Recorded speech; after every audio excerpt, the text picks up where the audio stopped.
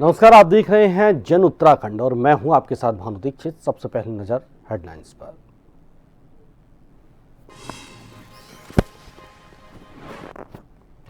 हरिद्वार में गूंजा युवा शक्ति का संकल्प संवाद कार्यक्रम में युवाओं का जोश। सीएम धामी ने दिया राष्ट्र निर्माण में युवाओं की भूमिका पर मंथन।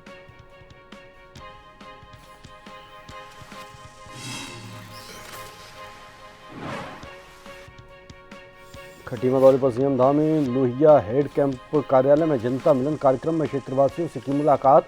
2 फूड वैन को हरी झंडी दिखाकर किया रवाना।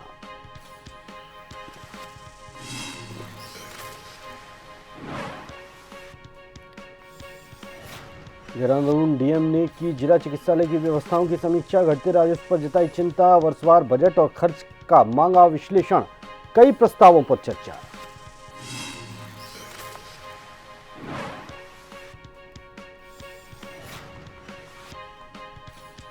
केदारनाथ धाम में रिकॉर्ड श्रद्धालु 14.2 लाख से अधिक यात्रियों ने किए बाबा केदार के दर्शन। प्रशासन ने बढ़ाई सतर्कता। रुद्रप्रयाग प्रशासन अलर्ट मोड पर। उत्तराखंड के 6 जिलों में भारी बारिश का येलो अलर्ट। पिथौरागढ़ में गिरी बौछारें। यमुना का जलस्तर बढ़ा।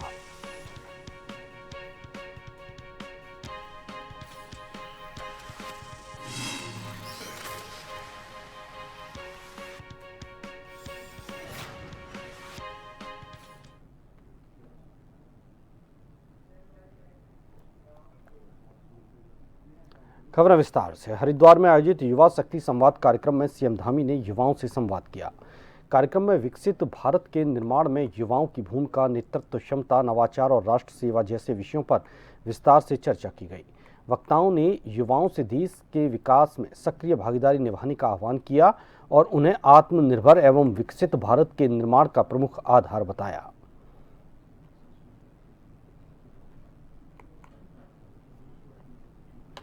साथियों, एक और हमारी डबल इंजन की सरकार है जो युवाओं के भविष्य के लिए दिन रात काम कर रही है। दूसरी ओर ऐसी पार्टियां हैं जो सिर्फ युवाओं के लिए चुनाव के समय इस्तेमाल किए जाने वाला एक वोट बैंक भर समझ रही है। आप लोगों को फैसला करना है। मुझे पूरा विश्वास है कि आप सब लोग आने वाले समय में बिल्कुल सही फैसला करेंगे। सही फैसला करेंगे ना? करेंगे ना? आज के अवसर पर मैं आप सभी से कहना चाहता हूं, आपके पास असीम ऊर्जा है, आपके पास अपार मेधा है, आपके पास व्यापक तकनीकी है। इसलिए बड़े सपने देखिए, बड़े लक्ष्य तय कीजिए और उन्हें हासिल करने के लिए अपनी पूरी ताकत लगा दीजिए। और स्वामी विवेकानंद जी ने कहा था, उठो, जागो और तब तक मत रुको जब तक लक्ष्य हासिल ना हो जाए, जब तक लक्ष्य की प्राप्ति ना हो जाए।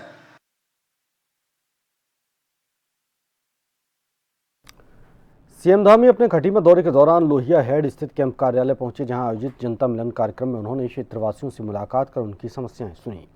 इस दौरान मुख्यमंत्री ने दिव्यांगजनों को व्हीलचेयर और साइकिल वितरित की। वहीं महिला स्वयं सहायता समूहों को 2 फूड वैन उपलब्ध कराकर उन्हें हरी झंडी दिखाकर रवाना किया। मुख्यमंत्री ने कहा कि राज्य सरकार प्रधानमंत्री नरेंद्र मोदी की जन कल्याणकारी योजनाओं का लाभ हर पात्र व्यक्ति तक पहुंचाने के लिए पूरी प्रतिबद्धता के साथ कार्य कर रही है। जो हमारे दिव्यांग भाई बहन हैं उनको आज साइकिल मिली है, ट्राई साइकिल, और वो जो भी उनके उपकरण हैं जिनसे उनके जीवन को मदद मिलेगी, काम करने में आसानी होगी, उनके आवागमन को आसानी होगी। तो मैं सभी को शुभकामनाएं देता हूं कि वो भी अच्छा जीवन जी पाएँ। हर तरह से हम उनके लिए प्रतिबद्ध हैं। हमारा हर प्रयास रहता है कि उनको मदद करें। और चूँकि हमारे प्रधानमंत्री जी ने दिव्यांग शब्द उनके लिए लाए हैं, एक इसमें अपने आप में बहुत बड़ा एक उच्चारण है, तो उसको हम लोग आत्मसात करते हुए आगे बढ़ा रहे हैं। और साथ में यहाँ पर महिलाओं को 2 गाड़ियाँ भी दी गई हैं, 2 वैन मिली हैं उनको। हरिद्वार के कांगड़ा घाट पर गंगा नदी में डूब रहे 16 वर्षीय श्रद्धालु की जान एसडीआरएफ के एक जवान ने अपनी सूझबूझ और साहस से बचा ली। युवक तेज बहाव में फंस गया था, जिसके बाद जवान ने बिना देर किए नदी में छलांग लगाकर उसे सुरक्षित बाहर निकाला। इस साहसिक बचाव अभियान की सराहना की जा रही है।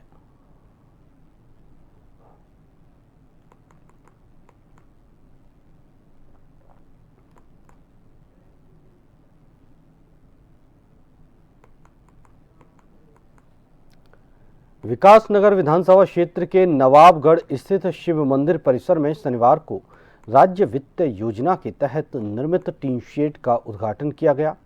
जिला पंचायत सदस्य संजय किशोर ने फीता काटकर इसका लोकार्पण किया। करीब 4 लाख रुपए की लागत से बने इस टीन शेड निर्माण से अब क्षेत्र के लोगों और शिव मंदिर आने वाले श्रद्धालुओं को बारिश और तेज धूप से राहत मिलेगी। उद्घाटन के अवसर पर बड़ी संख्या में क्षेत्रवासी मौजूद रहे। उन्होंने फूल मालाओं से जिला पंचायत सदस्य संजय किशोर का स्वागत करते हुए इस विकास कार्य के लिए आभार व्यक्त किया।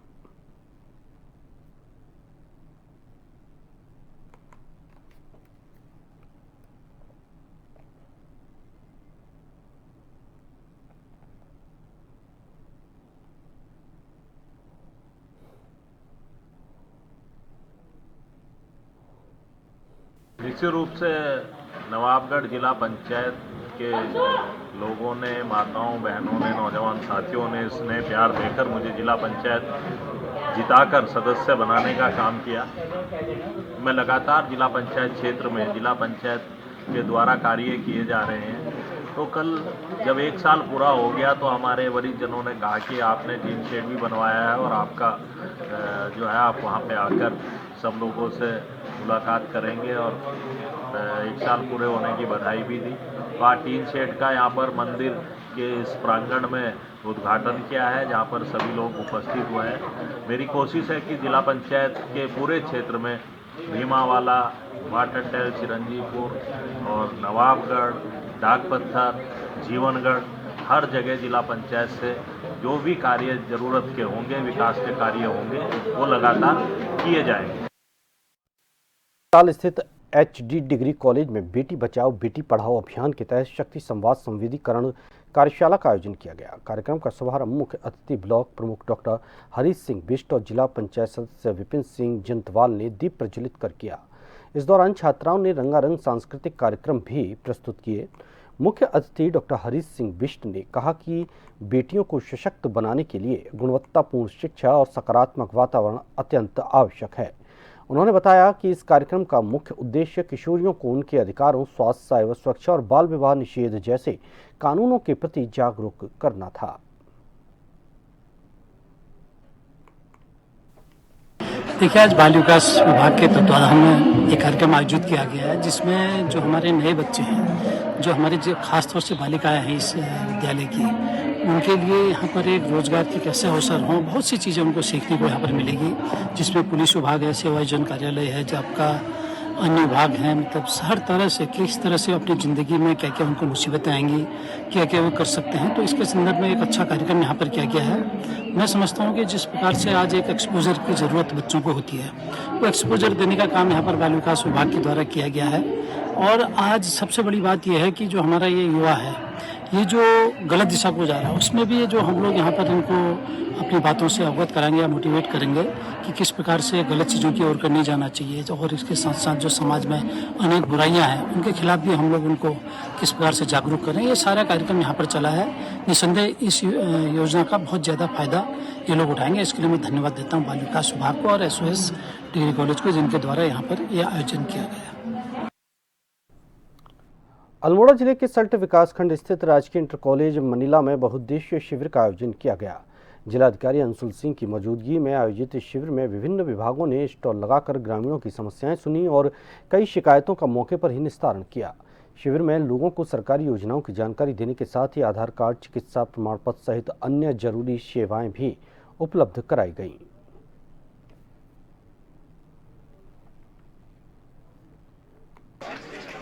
यहाँ ज़्यादातर हमारी जो समस्या है वो PMGSY की रोडों को लेकर आई है। कुछ हमारी विद्युत को लेकर भी काफ़ी समस्याएं, पेयजल को लेकर समस्याएं, काफ़ी ऐसी समस्याएं जो हम जिला स्तर पे थोड़ा कोऑर्डिनेशन करके सॉर्ट आउट कर सकते हैं। और काफ़ी ऐसी समस्याएं हैं जिसके लिए हमें शासन स्तर पे प्रस्ताव भेजना पड़ेगा। तो कई प्रस्ताव में मेरी विधायक जी से बात हो गई और उन्होंने हमें पूरा आश्वासन दिया और उनका पहले भी इन लोगों ने काफ़ी ऐसे विधायक जी स्कीम्स लाए हैं। तो अब हम लोग ये इंश्योर करेंगे कि जो शासन को बिन्याले करके हम आपको भी एक लेटर देंगे, खुद परस्यू करके शासन से पैसे ला के करेंगे, यहाँ काम करेंगे। कई ऐसी योजनाएं जैसे JJM की योजना है, उसका हमने ऑल्टरनेटिव सोल्यूशन निकाला है कि जब तक वहां से हमारा पैसा रिलीज नहीं होता तो सोलर पंप लगा के हम वहाँ पानी की व्यवस्था करा लेंगे। एक दो दिव्यांग प्रमाण पत्र बनने के ऐसे इशू आए थे, जो साइकियाट्रिस्ट का तबीयत खराब होने की वजह से वो नहीं आए थे, तो वो जो मानसिक रोग वाला था वो नहीं बन पा रहा था। तो कल सियालदे वाले कैंप पे हमने गाड़ी की उनके आने की व्यवस्था करा दी है। हम उनके सर्टिफिकेट सियालदे में बनवा देंगे, सीएमओ साहब ने प्रॉमिस करा है। मानिला में डीएम साहब से मेरा आग्रह था कि सभी, अगर आप खुद आएंगे तो मुझे लगता है कि जो उच्च अधिकारी हैं वो भी यहाँ पहुंचेंगे। और आज इस कैंप में सभी उच्च अधिकारी आए और जनता का ज़्यादा से ज़्यादा जो समस्याएं बिजली की, पानी की, सड़कों की थी, उसका निदान करने का डीएम साहब के द्वारा प्रयास किया गया। और आज ये जन जन की सरकार, जन जन के द्वार का जो हमारा प्रयास था कि सारे काम इस कैंप में हो जाएं, आज मुझे लगा है कि सारे कैंप यहाँ पूरा इसका फायदा हुआ है। जो क्षेत्र है, क्षेत्र में हमारे सड़क से संबंधित समस्या रखी थी, जिसमें हमारी एनसी विभाग द्वारा जो सड़क बनाया का काम चल रहा है, उसमें बहुत बड़ी समस्या थी कि रोड का जो है विभाग द्वारा जो है काम नहीं किया जा रहा है। इसलिए डीएम साहब को हमने पत्र दिया, तो उन्हें आदेश करें कि हम जल्दी उस रोड पर काम करें। उत्तराखंड के हरबर्टपुर में आधार सेवा केंद्र का शुभारंभ होने से क्षेत्रवासियों को बड़ी राहत मिली है। विकास नगर विधायक मुन्ना सिंह चौहान ने केंद्र का उद्घाटन करते हुए कहा कि अब लोगों को आधार कार्ड बनवाने, उसमें संशोधन कराने और अन्य आधार संबंधी कार्यों के लिए दूर दराज के शहरों के चक्कर नहीं लगाने पड़ेंगे। स्थानीय स्तर पर ही सभी सुविधाएं उपलब्ध होने से लोगों के समय और धन दोनों की बचत होगी।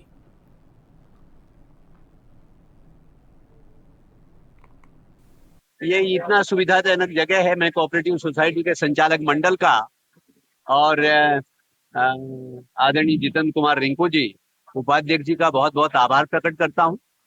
और हमारे जो ये सेवा प्रदाता है, उसके प्रतिनिधि भूपेंद्र जी, इन्होंने बहुत ही सुविधाजनक स्थान का चयन इसके लिए किया। 15-20 मिनट आधार कार्ड जनरेट करने में भी लगता है, तो उस दौरान बुजुर्ग हैं, माताएं हैं, बहनें हैं, तो कम से कम बैठ सकते हैं, कुर्सी है, पंखा है। आधार आज के समय में एक मूलभूत सुविधा है और जैसा कि सब जानते हैं कि 18 साल की आयु या बल्कि जन्म से जो बच्चा पैदा होता है, आधार की आवश्यकता उसी समय से पड़ने लगती है। तो आधार, नया आधार बनना हो, चाहे पुराने आधारों में कई प्रकार की त्रुटियां होती हैं, उनको सही करना हो, तो उसके लिए लोगों को कई बार कई दूर दूर जगहों पर जाना पड़ता था। अब हरबटपुर के इस सोसाइटी के कैंपस के अंदर ही आधार सेवा केंद्र शुरू हुआ है। इसका निश्चित रूप से ही हमारे हरबटपुर की जनता को लाभ मिलेगा। ये बहुत ही अच्छा हुआ यहाँ की क्षेत्र की जनता के लिए, क्योंकि पहले एक ही आधार कार्ड सेंटर था, यहाँ पे बहुत दिक्कत होती थी। अब यहाँ पे जैसे कोई भी अपना आधार कार्ड बनवाने आएगा तो उसके लिए बहुत सारी सुविधा है। यहाँ गाड़ी की पार्किंग के लिए भी सुविधा है, शौचालय है, बैठने के लिए अच्छी जगह है, तो ये इस क्षेत्र के लिए बहुत अच्छी उपलब्धि है। ग्रामीण विकास विभाग और नाबार्ड के सहयोग से स्वयं सहायता समूहों की महिलाओं को आर्थिक रूप से आत्मनिर्भर बनाने के लिए एक विशेष पहल की शुरुआत की गई है। जिला प्रशासन एवं ग्राम विकास की इस संयुक्त पहल के तहत आरसीटी से फास्ट फूड का प्रशिक्षण प्राप्त सशक्त स्वयं सहायता समूह की महिलाओं को 50,000 रुपये मूल्य के मोबाइल फूड कार्ड्स प्रदान किए गए। शनिवार को जिला कार्यालय परिसर में जिलाधिकारी मनीष कुमार द्वारा 4 महिला स्वयं सहायता समूह के लाभार्थियों को उनके उपयोग हेतु ये कार्ड सौंपे गए, जिसमें से ये लाभार्थी महिलाएं मुख्य व्यावसायिक स्थलों जैसे यात्रा मार्गों, डिग्री कॉलेजों, अस्पतालों और राष्ट्रीय राजमार्गों के प्रमुख स्थानों पर दीदी कैफे के नाम से इन मोबाइल का कार्ड्स का संचालन करेंगी।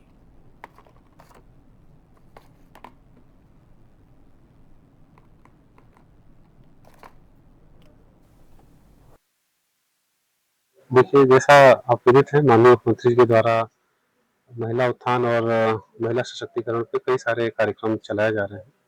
इसमें एकल महिला स्वरोजगार योजना, लखपति दीदी योजना, इस तरह की कई सारी तमाम योजनाएं हैं।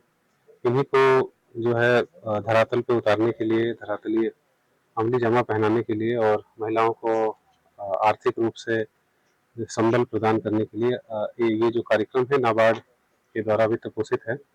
और इसमें हम लोग को 50,000 रुपये की कार्ड्स जो हैं, ये हम लोग स्वयं सहायता समूह की हमारी जो सशक्त महिलाएं हैं जिन्होंने यहाँ पे आरसीटी में प्रशिक्षण लिया है, उनको प्रदान किए जा रहे हैं। मिशन के अंतर्गत जो हमारी महिलाएं हैं वो इच्छुक थी कि वो कहीं पर अपने स्टॉल्स लगाएं और फूड कार्ट्स लगाएं। तो सबसे अच्छा जो उनके लिए ऑप्शन था वो था कि राष्ट्रीय राजमार्ग पे इनको लगाया जाए। राष्ट्रीय राजमार्ग में आपको पता ही है कि जो भूमि होती है उसकी उपलब्धता नहीं हो पाती है कई जगहों पर। तो ये हम लोगों ने एक सोचा कि हम लोग जो है मोबाइल कार्ड्स इसमें लगाते हैं। तो नाबार्ड से सहायतित ये परियोजना के बारे में हमें पता चला, तो हम लोगों ने मोबाइल कार्ड्स में इसमें डिमांड किया था। तो हम लोगों को इस पर मोबाइल कार्ड्स के लिए जब स्वीकृति आ गई तो हम लोगों ने इसको डिज़ाइन करना शुरू किया इस तरह से कि जो हमारी दीदी हैं राष्ट्रीय ग्रामीण आजीविका मिशन में जो काम कर रही हैं उनको इससे फायदा हो सके। मैं माननीय मुख्यमंत्री जी का आभार करना चाहती हूँ जिन्होंने महिलाओं के लिए रोजगार ये एक बहुत अच्छा मौका दिया है। जो महिला आर्थिक रूप से कमजोर हैं उनके लिए बहुत अच्छा अवसर है ये। और मैं अपनी एपीडी मैडम का भी धन्यवाद करना चाहूंगी जिनकी वजह से हमें ये प्रोवाइड हुआ है और सभी का मैं धन्यवाद करना चाहूंगी। दून पुलिस ने 20 जुलाई को ऋषिकेश एम्स में हुई लाखों की चोरी मामले में आंध्र प्रदेश का शातिर अंतर्राज्य चोर गिरफ्तार किया है। अभियुक्त पूर्व में भी कई राज्यों की चोरी में शामिल रह चुका है। अभियुक्त आंध्र प्रदेश के विजयवाड़ा एवं गुंटूर में चोरी के मामले में जेल जा चुका है। अभियुक्त के पास से पुलिस को ऋषिकेश और राजकोट में हुई 50 लाख रुपए की अनुमानित चांदी के आभूषण और फर्जी आधार कार्ड बरामद हुए हैं।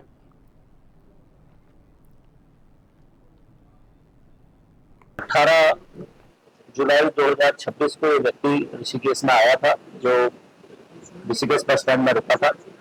वहां से एम्स में इलाज के बहाने एम्स के अंदर का जो हाईली सिक्योर्ड प्लेस है वहां पर रेकी करके इसके द्वारा 19 तारीख की रात को घटना की गई।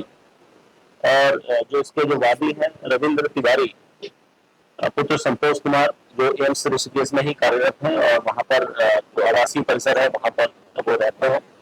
उनके द्वारा पुलिस को ये बताया गया कि उनके घर से काफी सारा नकदी ज्वेलरी और पैसा चोरी करके कोई व्यक्ति लिया गया है। आसपास के जो सीसीटीवी फुटेज वगैरह खंगाले गए तो उसमें एक व्यक्ति जो वहां से जाता हुआ दिखाई दिया। जब इस पूरे घटनाक्रम को देखा गया सीसीटीवी फुटेज का कई बार एनालिसिस किया गया तो ये व्यक्ति के बारे में हमें पता लगा। इसको बैक ट्रैक करते हुए पुलिस पूरे दिल्ली तक गई और वहां से पुलिस की अरेस्टिंग की गई। ये व्यक्ति के द्वारा न सिर्फ यहाँ की चोरी का खुलासा हुआ है बल्कि विभिन्न 3 अलग अलग राज्यों की इसमें गुजरात की और एक आंध्र प्रदेश की भी चोरी का खुलासा हुआ है।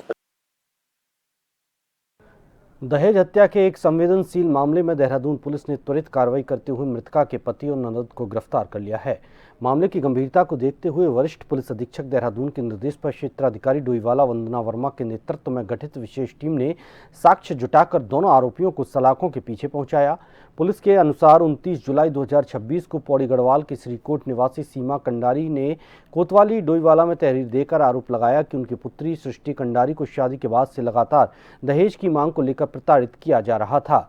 आरोप लगाया गया कि पति सौरभ खत्री, सास और ननद सुरभि खत्री और चारू ने मिलकर सृष्टि की हत्या कर दी। जांच के दौरान मृतका की मां ने पुलिस को घटना से पहले सृष्टि द्वारा भेजा गया एक वीडियो उपलब्ध कराया। इस वीडियो में सृष्टि ने विवाह के बाद ससुराल पक्ष द्वारा लगातार किए जा रहे उत्पीड़न और प्रताड़ना का जिक्र किया था। पुलिस के लिए यह वीडियो जांच का महत्वपूर्ण साक्ष्य बना।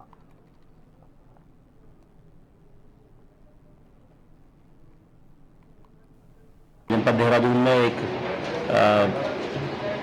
महिला की जो शिक्षिका थी और अपने पारिवारिक प्रताड़ना से परेशान होकर उसके द्वारा एक आत्मघाती कदम उठाया गया था और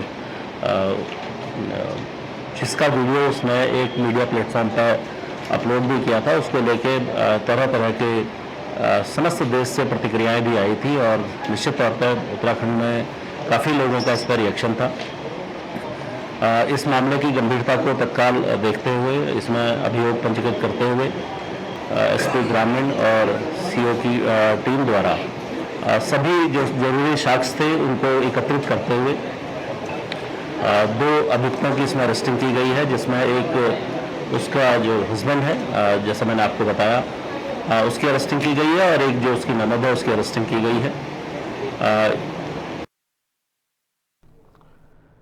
कांवड़ यात्रा को लेकर मनसा देवी मंदिर ट्रस्ट के अध्यक्ष श्री महंत रविंद्रपुरी महाराज ने श्रद्धालुओं को महत्वपूर्ण संदेश दिया है।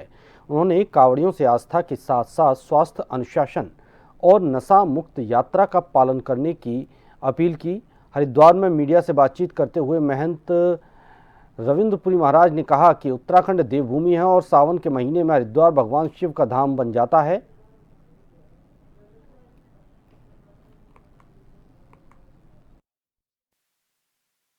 देवभूमि उत्तराखंड है और हम सब मानते हैं 33 कोटि देवी देवताओं का वास कहाँ उत्तराखंड में। सावन का महीना है और भगवान शंकर का निवास कहाँ हरिद्वार में माना जाता है। और हमारे जितने भी हमारे कावड़ी आते, कावड़ी नहीं है, ये भगवान शंकर के गण है, भगवान शंकर के भक्त है। आपने देखा होगा कि एक मटका ले जाना बहुत मुश्किल हो जाता है, ये 12-12 मटके लेकर के जाते हैं। और देखिए, अगर आप सच में मानेंगे बहुत बड़ा हठ योग है, लेकिन मैं कहना चाहूंगा ऐसा हठ योग उचित नहीं है कि आपकी जो बैकबोन है वो भी हिल सकती है, आपको परेशानी हो सकती है, प्रॉब्लम हो सकती है। हमारा आपसे निवेदन है कि कृपया एक लोटा जल समस्त समस्याओं का हल, एक लोटे जल से भगवान शंकर जो है प्रसन्न हो जाते हैं। उत्तराखंड के प्रसिद्ध केदारनाथ धाम की यात्रा इस वर्ष नया रिकॉर्ड बना रही है। अब तक 14,20,000 से अधिक श्रद्धालु बाबा केदार के दर्शन कर चुके हैं। वहीं पहाड़ी क्षेत्रों में लगातार बदल रहे मौसम को देखते हुए रुद्रप्रयाग जिला प्रशासन पूरी तरह सतर्क है। यात्रियों की सुरक्षा के लिए यात्रा मार्ग पर लगातार निगरानी रखी जा रही है और सभी संबंधित विभागों को अलर्ट मोड पर रखा गया है। केदारनाथ यात्रा में श्रद्धालुओं की भारी भीड़ के बीच रुद्रप्रयाग प्रशासन सुरक्षा और व्यवस्थाओं को लेकर लगातार निगरानी बनाए हुए है।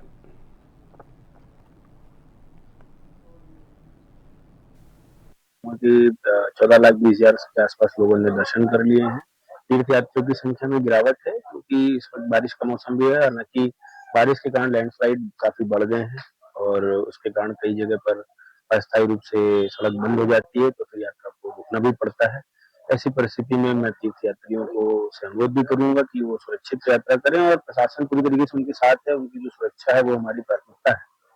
तो यात्रा रूट पर जब भी कहीं जाएं तो बरसात और लैंडस्लाइड दोनों को देख करके ट्रेवल करें, यही मेरा कहना है।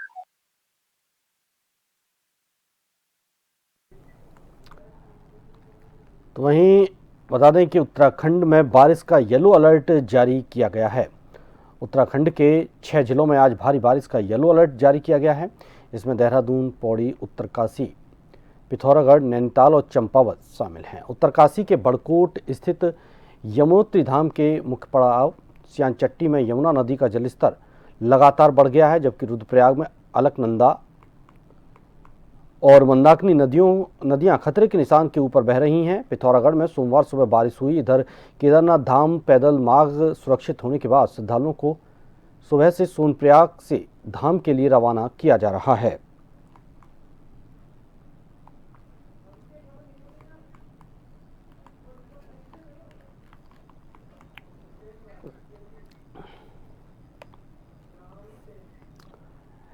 सावन का महीना चल रहा है और भगवान भोलेनाथ की भक्ति में पूरा देश सराबोर है। हरिद्वार की हर की पैड़ी पर देश भर से करोड़ों श्रद्धालु गंगाजल लेने पहुंच रहे हैं। इसी कांवड़ यात्रा के दौरान एक शिव भक्त अपनी अनोखी वेशभूषा की वजह से लोगों के आकर्षण का केंद्र बन गया। यह शिव भक्त कैदी की वेशभूषा पहनकर गंगाजल लेकर अपने गंतव्य की ओर रवाना हुआ, जिसे देखने के लिए राहगीरों और अन्य कांवड़ियों की भीड़ जुट गई।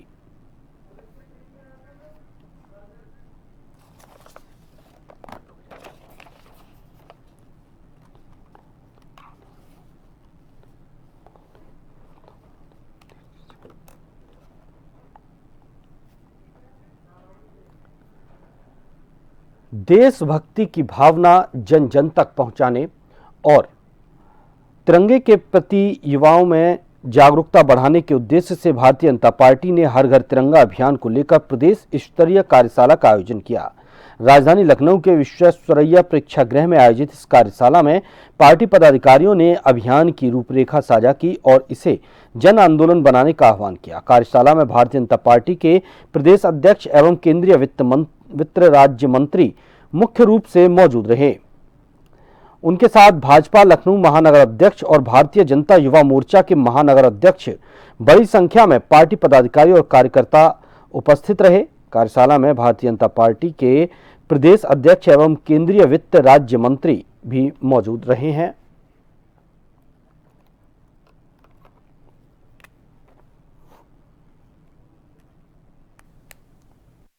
भारतीय जनता पार्टी प्रत्येक वर्ष के बाद इस वर्ष भी यह हर घर तिरंगा यात्रा का अभियान लेकर के चली है। निश्चित तौर पर आज प्रदेश कार्यशाला हो रही है। इसके बाद हम लोग जिला की योजना बैठक करते हुए हम लोग मंडल की योजना बैठक पहुंचेंगे।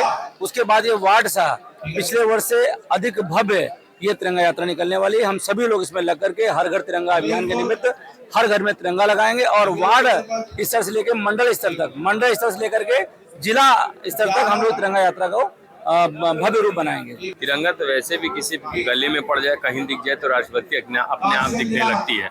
हमने ये तय किया कि किसी सरकारी बिल्डिंग तक ये सीमित नहीं रहेगा, इसे हर व्यक्ति तक पहुंचाएंगे, हर घर तक पहुंचाएंगे। वो संकल्प पहले भी हमारा था, वही संकल्प आज भी हमारा है। उस त्याग की भावना को लेकर हम आगे जा रहे हैं, हर घर तक पहुंचेंगे और उस राष्ट्र प्रेम को जो हर व्यक्ति यहाँ का राष्ट्र के प्रति सर्वोपरि रखता है, उस भाव को अपने पास, उसी को लेकर हम आगे बढ़ने के लिए प्रयास कर रहे हैं। 2022 से प्रधानमंत्री जी ने इस अभियान को लिया कि जो हमारे अमर शहीद है, जो हमारे स्वतंत्रता सेनानी थे, हमारे देश को आजाद में इसी तिरंगा को लेकर भेजे हुए और हर घर तिरंगा का योजना उन्होंने बनाया। और जब आजादी की 75वां साल था उस समय से जो हमारा इंडिया एक्ट था उसको परिवर्तित किया गया, क्योंकि पहले तिरंगा हर घर पे नहीं लग सकता था। उसको शिथिल करके उसको सम्मान पूर्वक सभी घर के लिए नया कानून भी लेकर के हम आए। उसके तहत आज पूरे देश में आप देखें तो लगातार हर साल हम लोग इसको 13 अगस्त से लेकर 15 अगस्त तक बनाते हैं, हर घर में तिरंगा फहराते हैं। ऐसे कहीं ना कहीं देश की एकता अखंडता बनती है, समाज को सभी एक साथ जोड़ने में मदद मिलती है। इसी के साथ इस बुलेटिन में फिलहाल इतना ही। नमस्कार।